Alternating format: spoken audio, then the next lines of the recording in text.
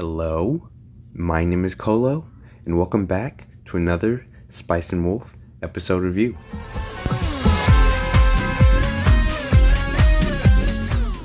Okay, before starting this review, this one might be a little scuffed.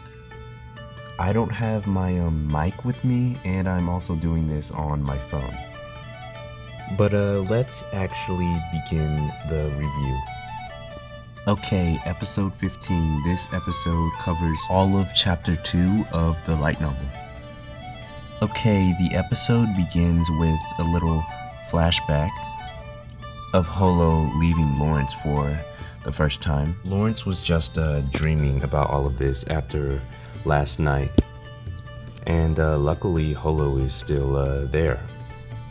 But then after the opening plays, we see Lawrence go to Mark to see if he knows any information about any chroniclers in town. And he points him toward Guy Batos.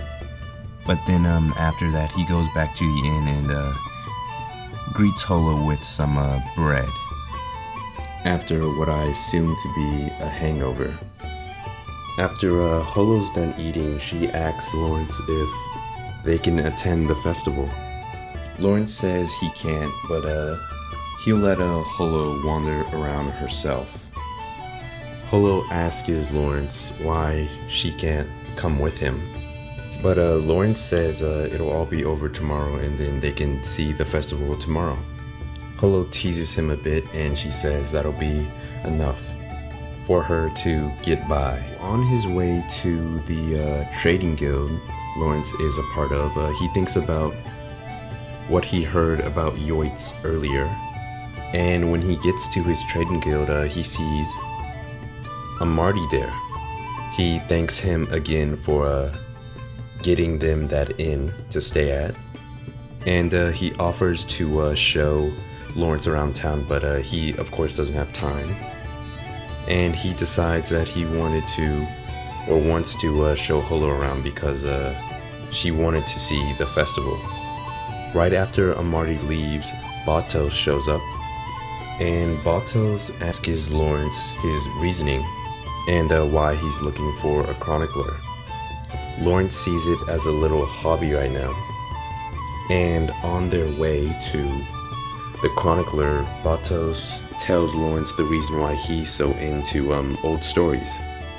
And Batos tells Lawrence that he's a little envious of him for having the same interest at such a young age. So then they get to the part of town where the chronicler resides, and this place houses a lot of alchemists and people running from the church. Lawrence mentions the smell of sulfur, and still on the way, Batos tells Lawrence about some of the things the alchemists buy, and Lawrence is surprised to see normal stuff traded like iron and lead. So then Lawrence and Batos finally get to the house of the chronicler, and Lawrence is surprised to see such a beautiful woman, thinking she might be a witch. Now, talking about Deanna's design, I do like it. I might prefer this character design to the original. She looks younger, which kind of makes sense for her.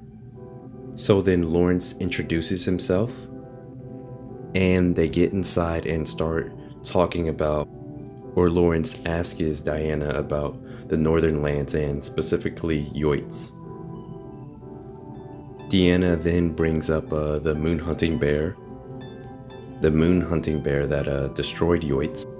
In this picture right here, he looks more like a tiger.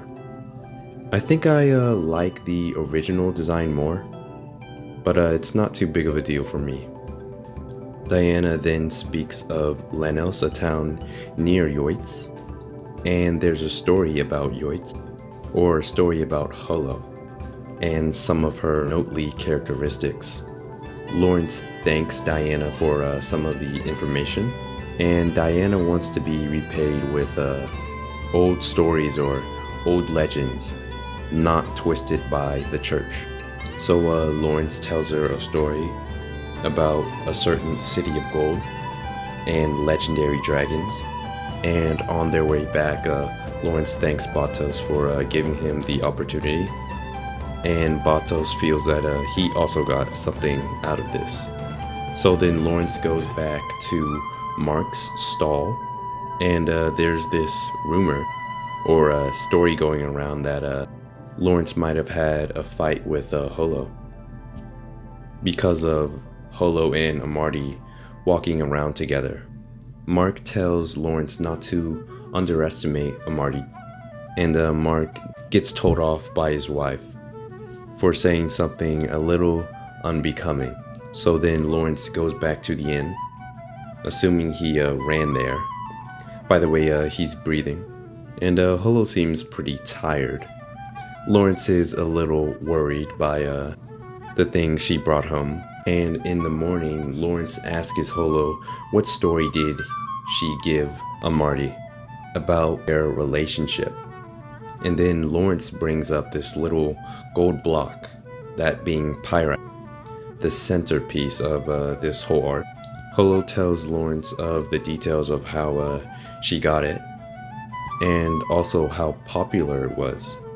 And Lawrence seems pretty interested in this. But then Mark's errand boy comes to the inn, and he tells Lawrence something pretty urgent. Urgent enough that he has to run somewhere. But then that's where the episode ends. So overall, this episode was felt like a normal Spice and Wolf episode, mostly reiterating everything I've said about almost every episode so far.